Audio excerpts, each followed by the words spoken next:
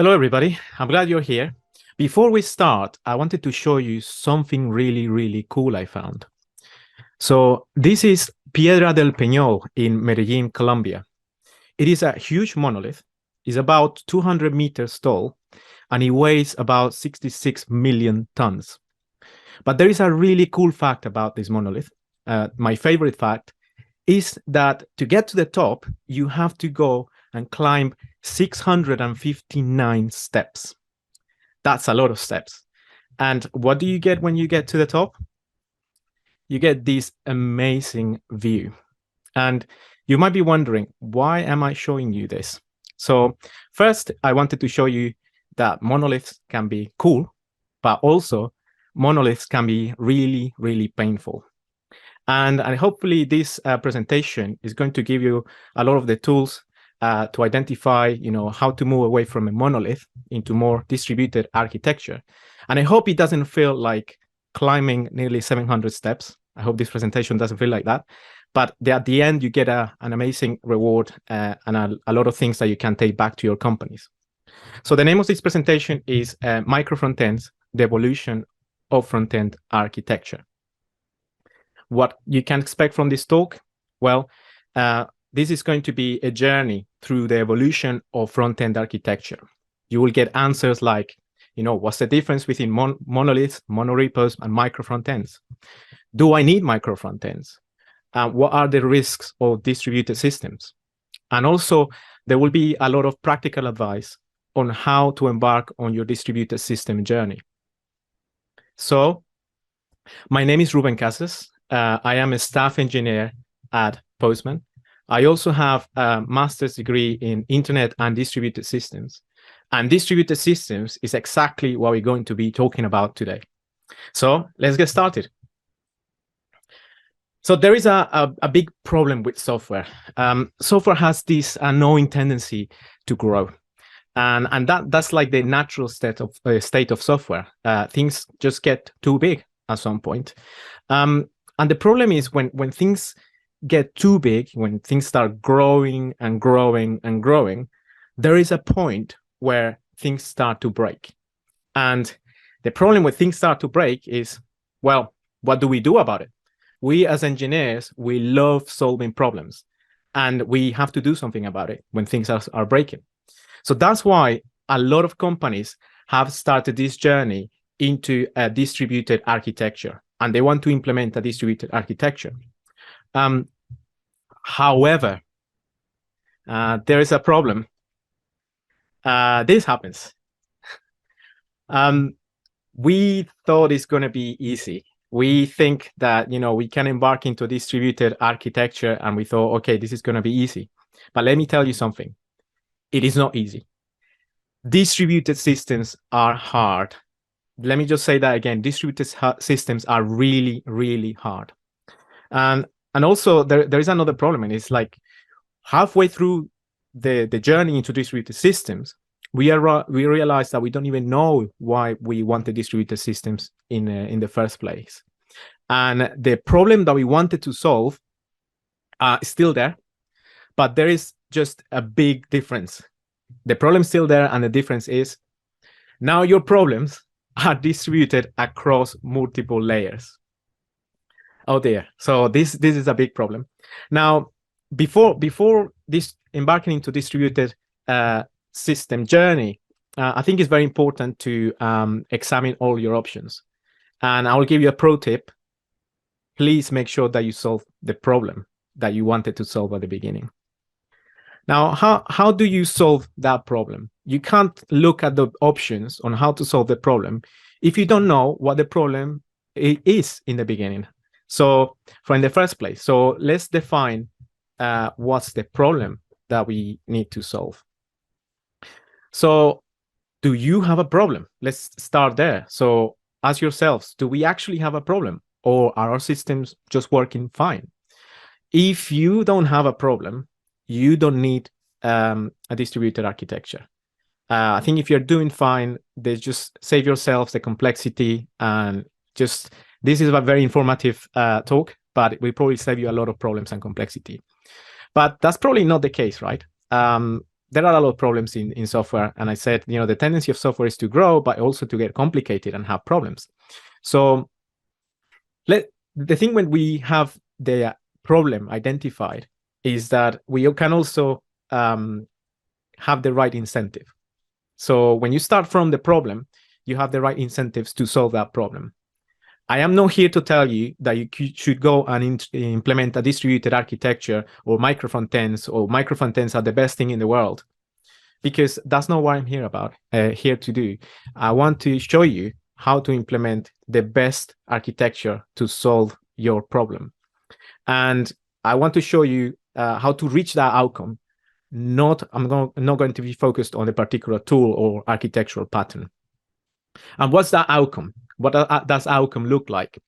So the best outcome out of all of this is that we are going to be fixing the problem that we have, and we hopefully are going to fix it without making even a bigger problem in the process. And isn't that the dream? We solve the problem that we wanted to solve, and we just don't create any more problems along the way. That usually is not the case, but let's start trying to figure out if you actually have a problem. And in order to figure out if you have a problem or not, we are going to be looking at some symptoms. And these things you might relate to these things. So let's start to look at the symptoms of if you have a problem and what that problem looks like. First of all, your applications are very unstable. So application instability is one of the symptoms. And applications become really, really fragile. And it's something that people call the butterfly effect. When you make a change that is completely unrelated, a small change here, a small adjustment there, and they could cause huge regressions. So the application starts becoming really, really fragile. And when application becomes fragile, it also starts to lack confidence. Like when you send a new version, when you ship a new version and deploy a new version, you don't have confidence that you didn't accidentally break something else in the process. And also, there is also a lack of failure isolation. Something that you moved and changed here might break something completely unrelated. And because of the lack of failure isolation, just a small component could potentially take down the entire application. And it was a small element of the system that you didn't even think that was that important, could potentially take down the entire application. So that's the first symptom, application instability. Moving on, we have exponential growth. And exponential growth is probably a good thing, right? We want our businesses to grow. We want our applications to grow. We want more developers, and that's good for business. Growth is part of the process. A company that doesn't grow is in trouble.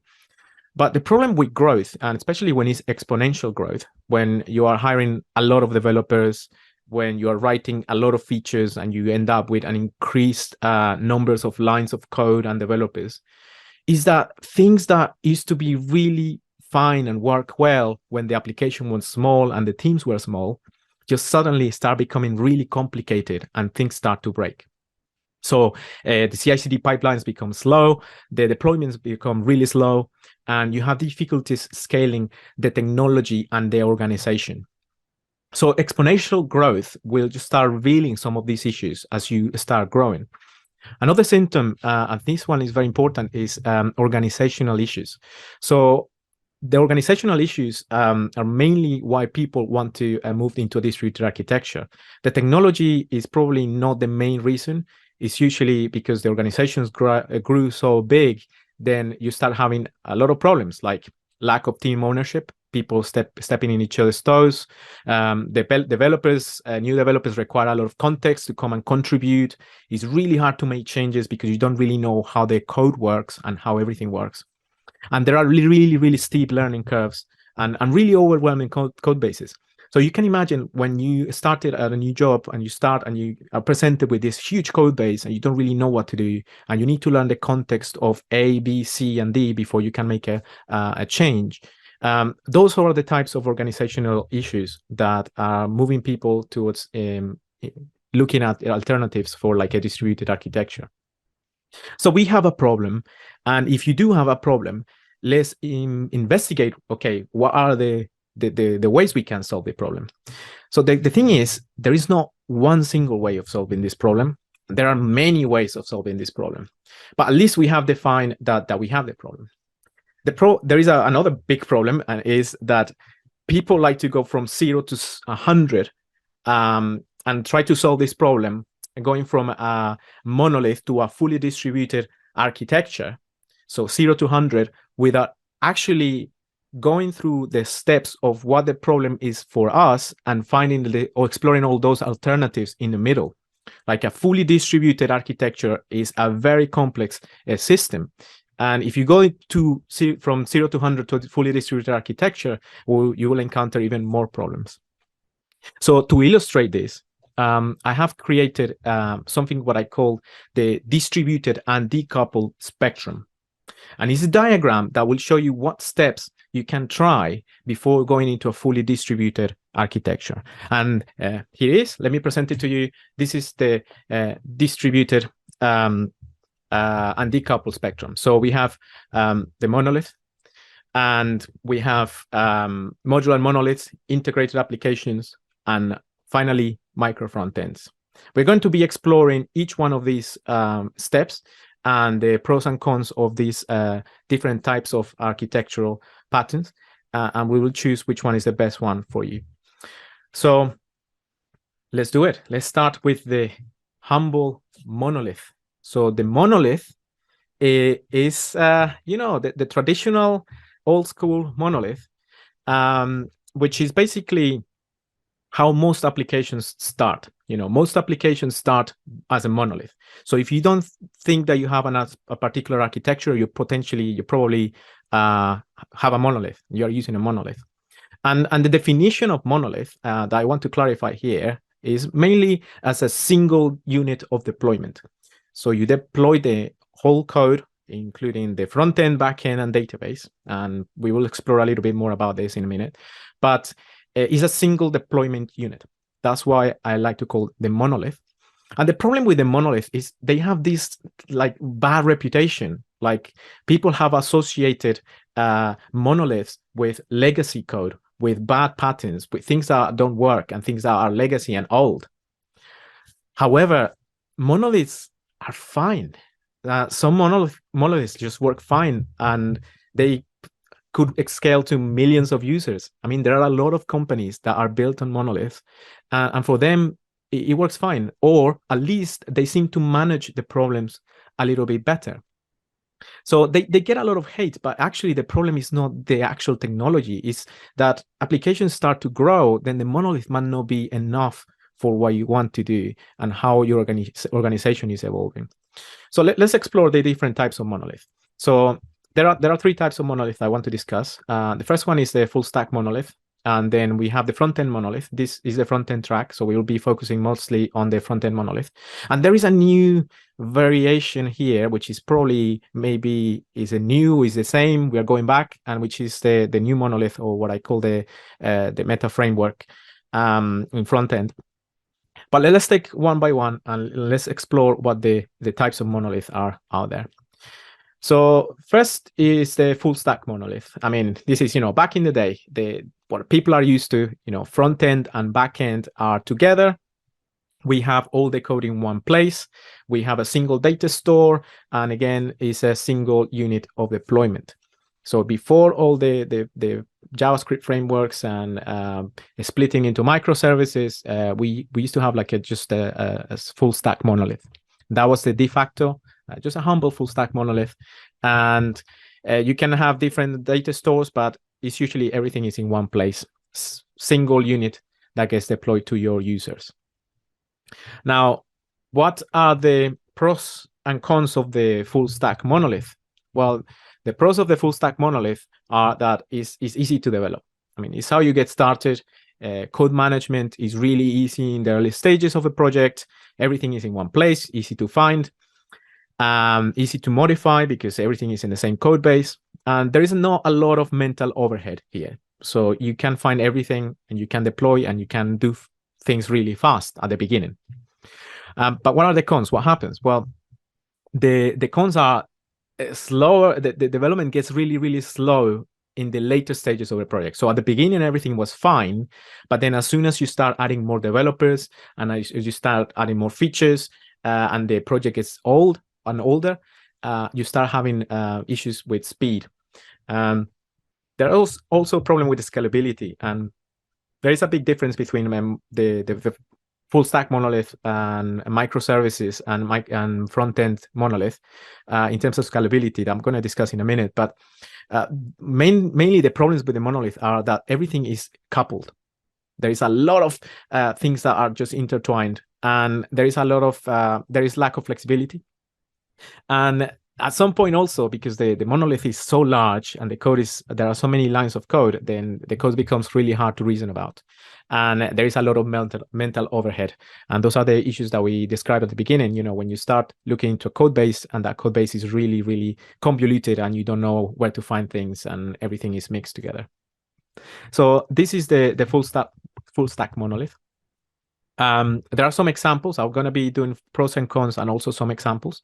So the examples of full stack monolith, your traditional web frameworks like Ruby on Rails, Django, PHP, any framework that has everything included, front-end, back-end, database, that's your full stack monolith.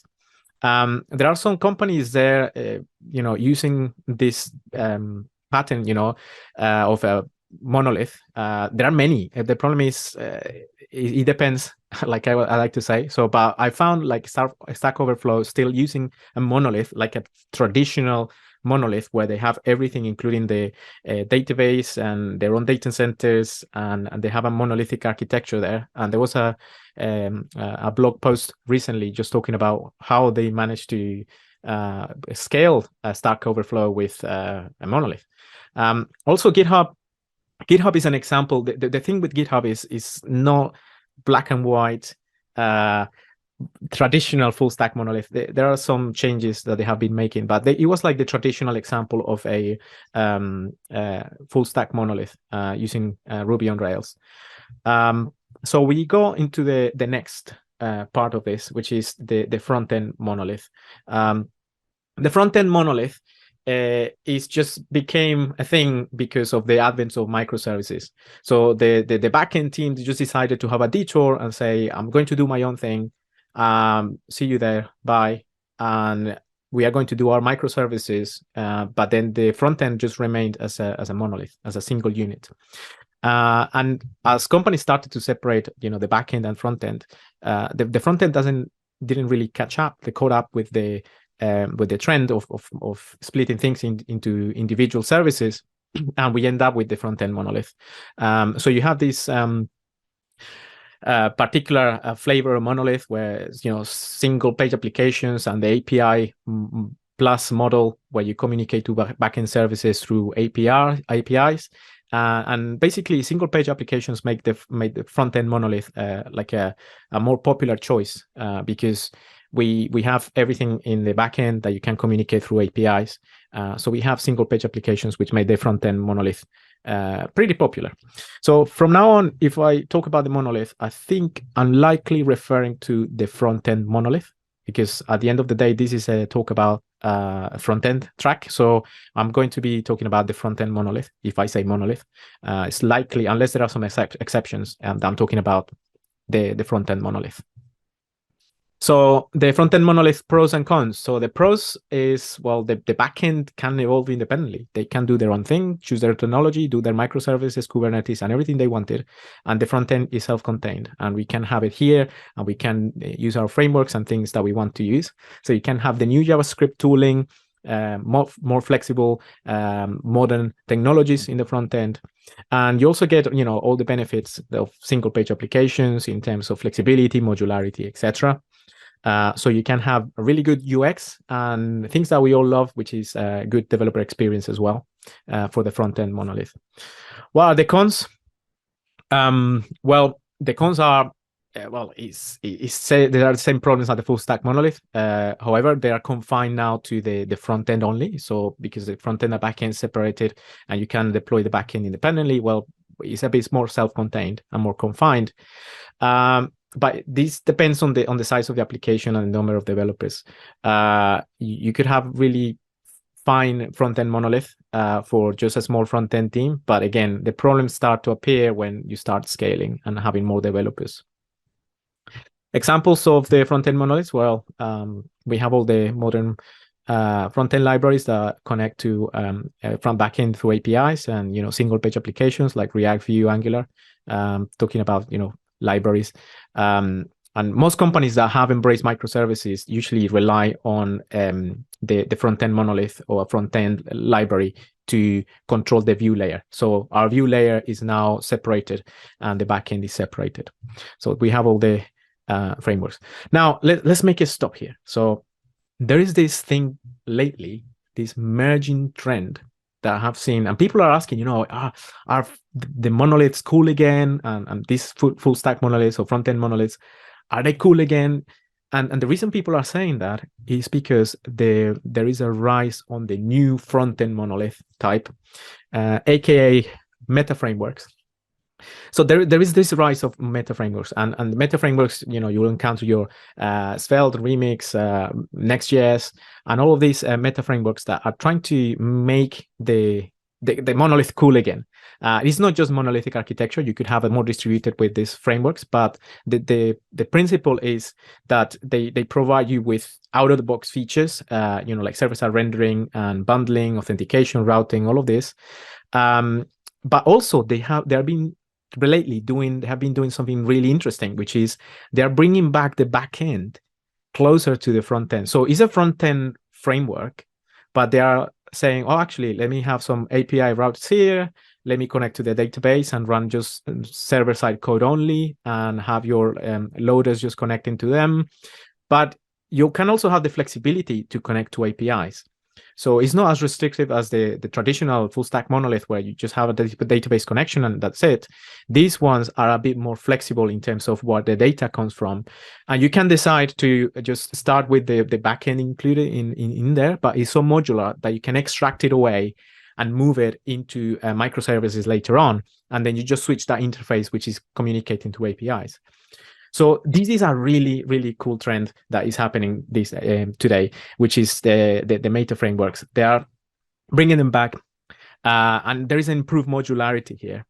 So the pros of the meta frameworks and the new monolith, full stack monolith, is obviously you have more modern tooling. You can use all your JavaScript frameworks that you're accustomed to. You can have benefits of single-page applications, but do you have a lot of features? Like out-of-the-box server-side rendering and all of these lessons that we have learned along the way that have been compiled into these really, really nice and really well-designed frameworks. You can just make use of them. And their flexibilities, as I was saying earlier, you can choose your backend. You can just include it into your front-end monolith, or you can just split it into different microservices later on. It's very flexible. Or you can just call some APIs, and some services are functions as a service, or you can have the database. It's very flexible. Now, this is all great, but what are the cons of meta frameworks? Well, is it still a monolith, right? There's still one single unit of deployment. And you all have all these disadvantages of scaling your organizations and scaling your companies, because your monolith still has all these issues that we mentioned before. The difference is obviously you have more tooling, better user experience, and slightly improved modularity, but you still have these problems. And as I said earlier, monoliths start to crack and break when you add more people. So the problem is not actually technology. The problem is more about organizational issues, and this is something that I'm gonna be talking about later. But organizational issues are probably the main reason people want to move into a more distributed architecture. So monoliths are fine again, but they're mainly good for small teams or solopreneurs, people that can actually manage the organizational issues better. I mean, it could be a larger team, but if they can manage that, then they're fine with the monolith. So what's next? Let's say, we have a problem with the monolith. We can't really scale our teams. We have too many issues that we described at the beginning. So we move into the next phase, which is the modular monolith. And as monoliths start getting, bigger and growing, they start getting out of hand. some companies have been doing this, which is breaking apart some structures inside the monolith and making them more modular. This is why we call it the monolith, which is basically separating concerns out of the code and making it modular. But still, it's a single unit of deployment.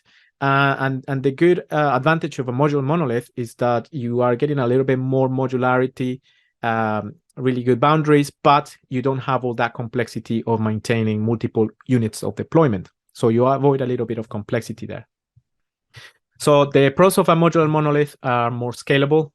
They are less complex compared to a fully distributed architecture. There is better code organization. That's the point of a modular monolith, is that you can organize the code in different sections that are easy to reason about. And there are some enforced boundaries. Not a lot, but there is a resemblance of some boundaries. So those are the pros of the modular monolith. Now the cons, still is a single unit deployment. You have to deploy the entire thing to get anything to your users. So that is probably one of the main differences, and you still have that problem. So if you had a problem with individual deployments with monoliths, well, you still have it with modular monolith. Modules are not fully independent. Modules kind of resemble a little bit of modularity, etc., but they're still attached to a lot of the things that come from the monolith, so they are not fully independent. And still a huge code base. I mean, if you have a modular monolith, you still have these problems where you have people coming to your team and they don't know what to find things, because still everything is in one code base and it's probably huge, and there are a lot of features in there. So examples of modular monoliths, we'll have mainly the main example of a modular monolith is there is an article that Shopify wrote called Decomposing the Monolith, and they explain how they made their Ruby on Rails monolith into a modular monolith to solve the problems. They didn't want to go to microservices all the way. They wanted to just split them. And you can also have a modular monolith that is a front-end modular monolith or a back-end modular monolith. So you can still have that separation between the front-end and back-end, but then the key is that you make the insides of that monolith more modular and having some scope and encapsulating your features and your code a little bit better. So what's next? This is a really hard to describe one, and it's what I call integrated applications. Probably there will be a better name, but to me, integrated applications, it could be, for example, monorepos fall into this category, maybe. Monorepos are here in many different steps of this architecture, but there are more like modular applications that are a bit more independent, could be composed at build time, or they could be composed on a URL. Like, for example, you give a section of the URL to this application, but then when you deploy, they come together at build time. So modular monolith and integrated applications are a little bit interchangeable. They're very similar. The key difference is that how independent these smaller modules are. In an integrated application, I think we are going a little bit more independent, where you could potentially extract away those applications without having to do a lot of work, and they are really self-contained units. But they're still deployed as a single unit, and they come at build time. The pros of this approach is, independence and modularity. They are a little bit more decoupled, and they could be composed at build time. You can still manage the complexity. So mostly the same benefits as a modular monolith, but there are key differences in terms of when you deploy. Then you can have the cons are, as a single unit of deployment. Again, we only deploy one thing. We cannot deploy independently. There is also risk, which is fragmented UI. Like if you deploy independent applications that come at build time, you might encounter some issues with bad user experience. And an example will be multiple instances of a monolith that compose the build time. Like you have multiple monoliths, but then you compose them together into one massive application, mega application at the end. Or there is this example in the front end. Next.js made it popular with the Next.js zones, which is basically you can have a monorepo that have multiple applications, but then you deploy them independently to different parts of the URL, but they are part of the same application. To me, that is kind of contained, but again, that has a lot of problems with user experience. that you might encounter, hard refreshes, fetching too much JavaScript, etc. Finally, we arrived at micro frontends. So this is a fully distributed architecture. Micro frontends are at the far end of the spectrum, and they are completely independent. They are fully independent, and that's the key definition of micro frontend. They're 100% independent applications. They don't depend on a monolith or a container or anything. They could deploy it as an individual app. There will be multiple units of deployments. So the key here is also you don't deploy one thing. You deploy really smaller pieces of the UI into these units of deployment. And the key is obviously, the composition and modularity. Micro frontends are about just slicing the application really into self-contained, business domain-driven applications. And that will provide you a lot of team autonomy along the way, because a team could own one micro frontend and that part of UI. There are a couple of types of micro frontends. So the first one is build time composition, and the second one is runtime. So let's explore those two. So build time composition micro frontends, you can build and package your app, but you don't know when it's going to be composed and served to the user. So I can deploy independently, but something like a shell or a container will be deciding where to package them and how to compose them, but they are still independent. There will be some versioning. So build-time micro frontends will usually have a versioning system. So you can think about build-time micro frontends similar to NPM packages that you can just package, let's say, for example, a header or footer, and then you deploy them, but then only until you get the application consuming the header and the footer that have been deployed independently. At that point, you get the micro frontend sent to the user. An example of this as well is there is a company called Bit.dev. They have introduced build-time composition on micro frontends. The only problem with that is it's very, very granular. So they go down to the really button and design system, which I have another talk about this. But those are examples of build-time micro frontends. Runtime micro frontends is actually, if I say micro frontends, I'm likely referring to runtime composition micro frontends. So this is mainly the main type of micro frontends. And is that when you refresh your browser, you just got a new version. There was no deployment. Things get composed at runtime. So the users, you just get new versions of applications, and there is no single deployment. The composition happens at the user level. So the user will get one version of one application depending on what is enabled for them or not. So they could be built and deployed, and then only until I switch this version to the particular user, there is no deployment of the entire application. I just get a new version. So they are fully independent deployments. There are no builds needed. What I mean by that is you don't have to build the micro frontend. I can build it today, and then I can deploy it tomorrow to one of the users or rollback, etc. Fully independent. And the examples I have, well, there are some tools that you can use, and single SPA and module federation are two of the main tools that can help you with runtime composition micro frontends. But there are many other ways that you can do that. You can do server-side composition, edge time composition. There are many ways that you can achieve the runtime, but this is probably the simplest way, which is using module federation or single SPA. Let's just have a little quick detour on code organization. So micro frontends, in terms of where you have the code, there are two types. One is the multiple repository micro frontends, where you have one repository per micro frontend. This is good, but there are some pros and cons of having multiple repositories and one repository per micro frontend. And is that, well, you have fully independent code bases. That's really good. You have single responsibility principle. So you know that this is in charge of that. And then you have particular repository. So completely separated. The cons are, obviously, they are really hard to track. There are many repositories. I need to know where to look for the repositories. And it's also a bit harder to enforce and keep governance. They will be really hard to track code styling and tooling. You need to create libraries and things that are shared. So really hard to track. There is another type, which is micro frontends with monorepos. You could monorepos and micro frontends work really well. So you could potentially include your micro frontends in a monorepo.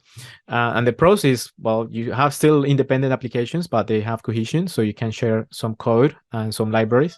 They are easier to track. They are easier to manage, easier to enforce governance, because everything is in one place, so you can find the code. The cons, they're really complex to set up. I mean, it's been getting easier lately, but they're complex to set up. And the only problem is they could potentially introduce accidental coupling if you are not careful and you don't set your boundaries properly. So here we are. We finally have arrived to the distributed architecture. And our distributed architecture looks like this. And we have from the monolith to micro frontends. And the more to the right you go, the more decoupled your system will look like. So on the left, my monolith doesn't have a lot of decoupling. Everything is in one place and coupled. And micro frontends is a fully distributed and decoupled architecture. And also the independent deployability. So the numbers of deployment units. On the left, we have a single deployment unit.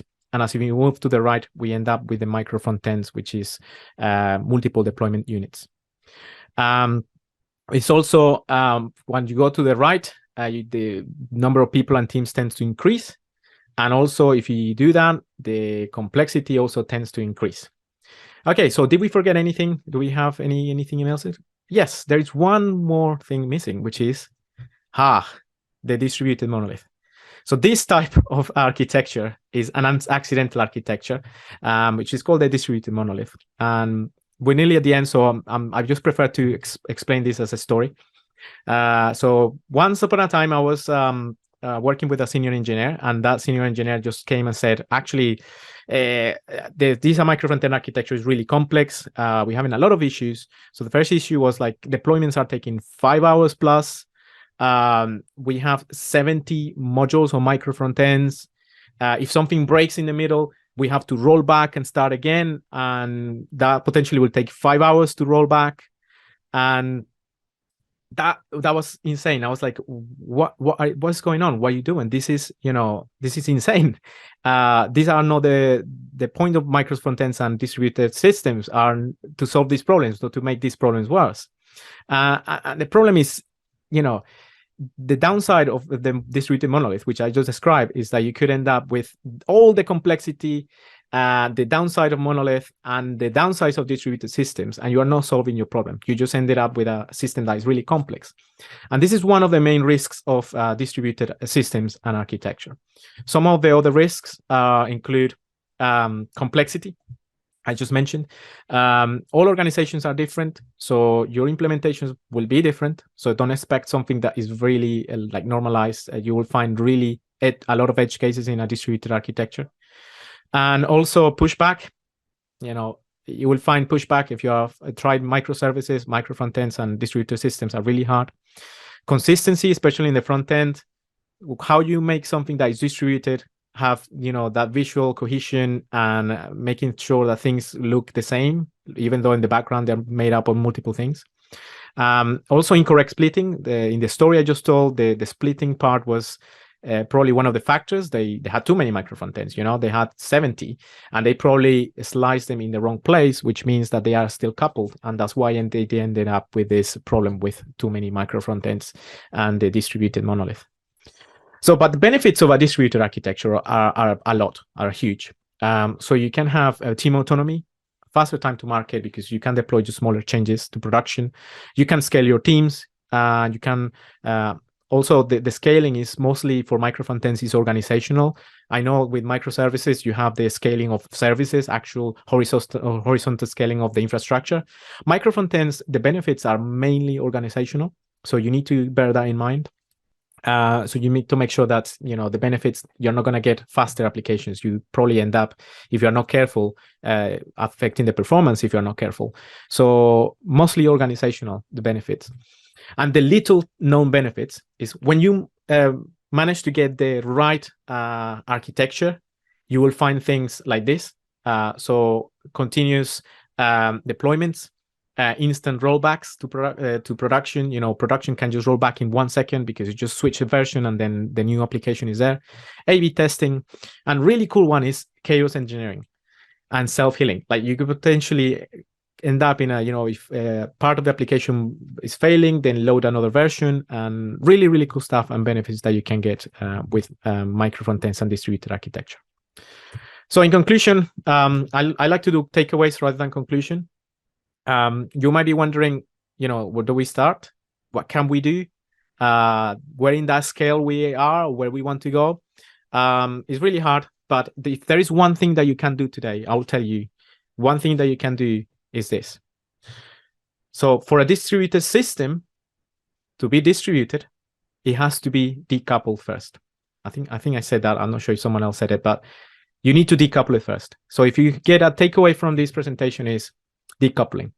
That's where you need to start. You need to start decoupling. And what does decoupling mean? Let me just illustrate it with an example. How many of you like pizza? Or how many of you like pasta? You know, I love a carbonara, but I am pretty sure, I mean, I don't have the data to back it up and I can't see you, but I'm pretty sure that most of you selected pizza. And the thing with pizza is that it's very versatile. You know, it comes in a square box, it's round, but you slice it. So, and also there is a saying there that you can feed a team with two pizzas, the two pizza team thing. So pizza is really versatile. So when I'm talking about decoupling, is look at your system as a pizza, not as a spaghetti, because a pizza is very versatile. You can divide it and ensure that you decouple all these pieces, that you can move, put back, transport, everything. So a lot of people talk about, spaghetti code. A lot of people talk about this, but not a lot of people talk about distributed architectures. And it doesn't matter where you scale of the distributed and decoupled architecture or you are, as long as you decouple architecture, you will end up with a really good architecture. And one of the reasons is something really cool that I call the reverse composability, because the decoupled system will allow you to decouple the application and move in these different steps of the application. You can start with a monolith, but if it's modular, you can go a module monolith, and then you can go to micro frontends. But then if micro frontends is too complex and it's not working for you, you can go back one step. So it will allow you to go back and forth between these architectural choices. Like if you don't want independent deployability because that's causing you too many problems, then you can move a step back and then release everything at once as an integrated application. But the key for you to be able to do that is to decompose and decouple the application into smaller, self-contained, business domain-driven parts. So that was the takeaway. And I like to call it the takeaway. This is a conclusion, but the actual conclusion is, we have defined the problem. Decouple your systems, please. And you can apply reverse composability. You can go back and try different of these types of architecture so you can get them until they solve your problem. Okay, so this is the end. Thank you very much for listening to me to this presentation. My name is Ruben Casas again. I am on Twitter as InfoQ. I am on Dev2. I also like to write articles, and I will be probably publishing the articles about this presentation soon. So just give me a follow, just kind of with your phone if you have a smartphone, and you can ask me questions there, and I will be more than happy to help you. So thank you very much.